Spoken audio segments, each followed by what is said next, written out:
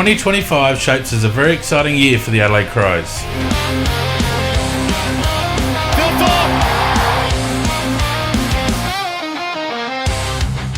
We've added some great new talent.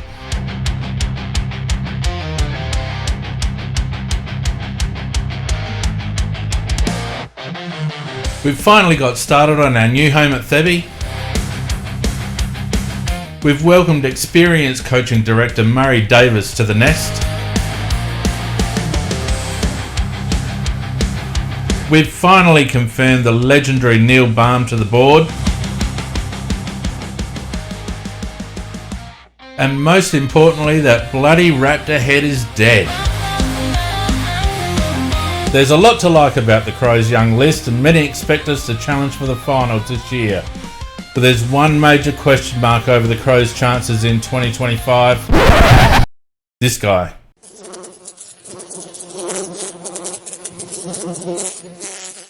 Let's be honest, Nicks is coming from a long way back, having taken over a broken list at a broken club as a rookie senior coach. Not only that, his first season coincided with COVID, meaning he couldn't even get the group together in one place to train. Apart from halftime clinics sponsored by Gatorade, of course. So we have to give him credit for fighting through those early years and getting to the point where we were just one bad decision, let's face it, one shocking decision, away from making finals in his fourth year. But then 2024 came around with high hopes of an attacking Crows team, smashing the scoreboard and slicing their way through opposition defences on their way to a finals berth, and then this happened.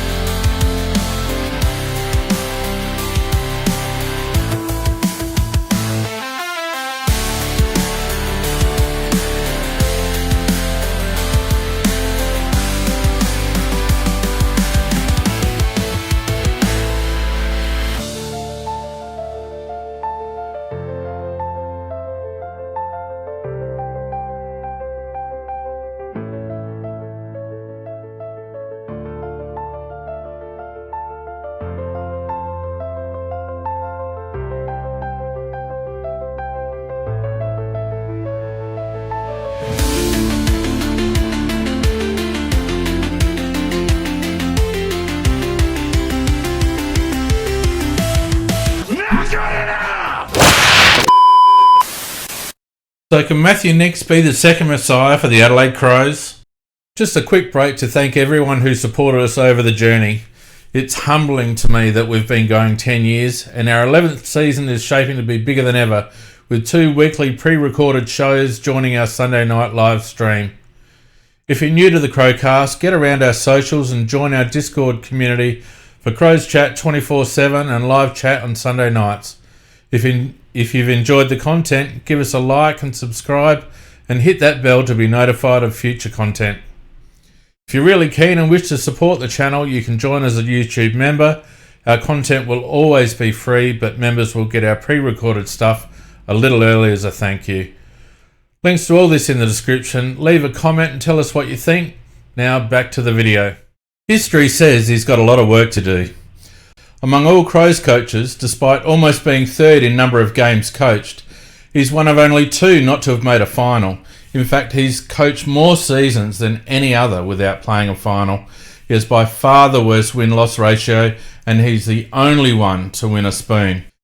He has the worst single-season win-loss ratio. He's the only Crows coach with a career win ratio of less than 35%, and he's the only coach to have not been sacked after a decline in performance from the previous season. When comparing to all coaches in the VFL AFL to have coached more than 100 games, Nicks ranks 94th, is one of only 4 coaches to have not made a final, and holds the second lowest most successful season ladder position of 10th amongst all those who have coached more than 100 games in the VFL/AFL. No other Premiership coach since 2010 has enjoyed the ultimate success after sub 40% win ratios in their first 3 seasons at the helm, and only one of them, Damien Hardwick, dropped under 40% after achieving higher numbers previously, before lifting a flag. More about Damien later. Of course, every coach's journey is different. Different squads, different club conditions, strength of the competition, to name a few variables. So let's look at each of the coaches to have won a flag since 2010. Chris Scott was gifted a squad that, in his own words, coached themselves back in 2011, but shrewd list management and an excellent rebounding game plan, with the addition of a few players throughout the course of the next 9 years, saw the Cats climb the mountain again in 2022. We'll have to give credit to Scotty for that one. John Longmire tasted success early after taking the helm from Paul Roos.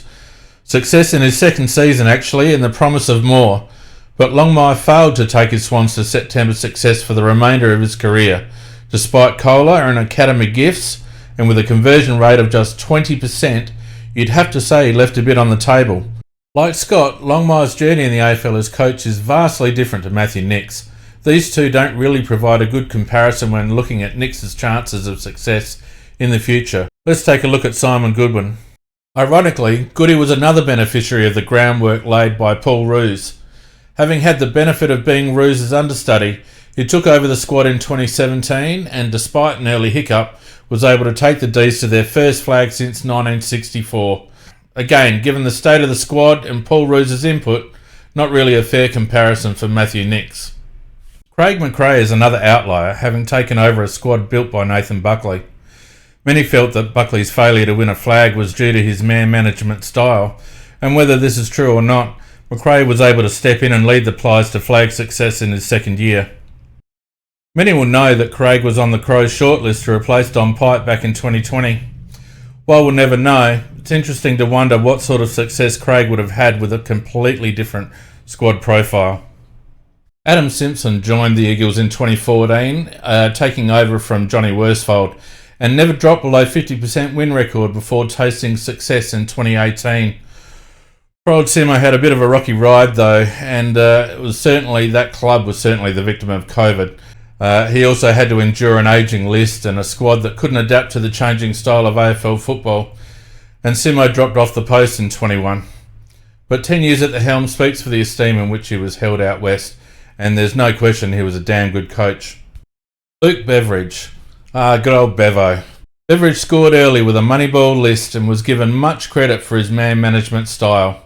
With a squad that included only 7 players over 100 games and 10 blokes off the rookie list, Bevo overcame the heartbreak of his first season to break the Dogs' 62-year drought in 2016.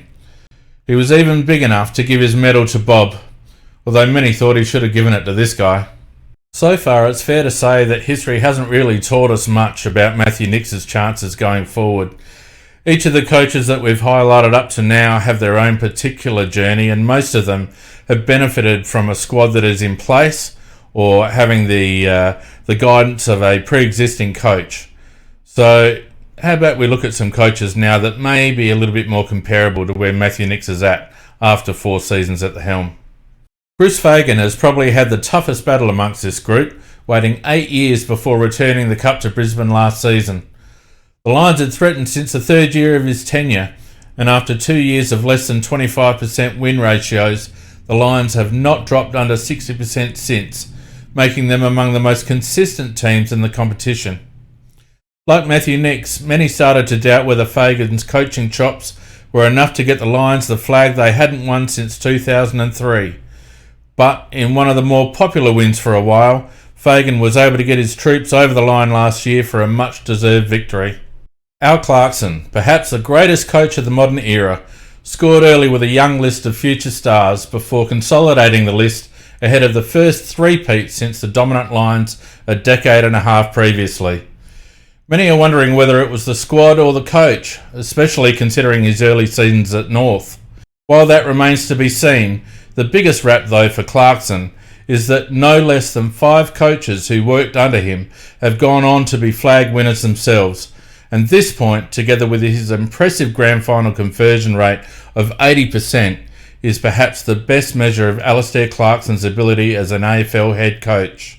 It may hurt some fans, but I believe Hardwick and Richmond provide the biggest lessons for Mathew Nicks and the Crows.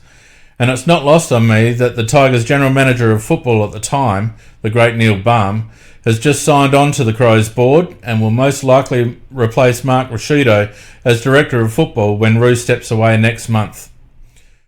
The Tigers were historically a rabble in the modern era, and Hardwick certainly had his problems early days. But the club board, having survived a board spill, stuck with the coach and strengthened the support around him. And for his part, Hardwick notes that he took a good look at his methods and management style after the disastrous 2016 and adjusted accordingly. The Tigers took on a mantra of connection and adopted a competitive run-and-gun approach, and the results speak for themselves. One thing stands out amongst the list of Premiership coaches we've gone through since 2010. They're all rookie coaches. But that's where the comparison ends.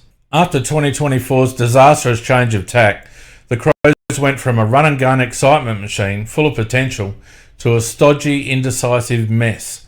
There's no doubt Nicks has done a great job regrouping a splintered playing group, but there have been some strange selection choices and some howlers on match day that have made many Crows fans wonder if, like Fagan, he has the coaching chops to take the next step. The club has stuck fat with him though, as Richmond did with Hardwick, and given him support with the appointment of Davis and Baum. The ball, in my opinion, is now firmly in Mathew Nicks's court, and history is against him.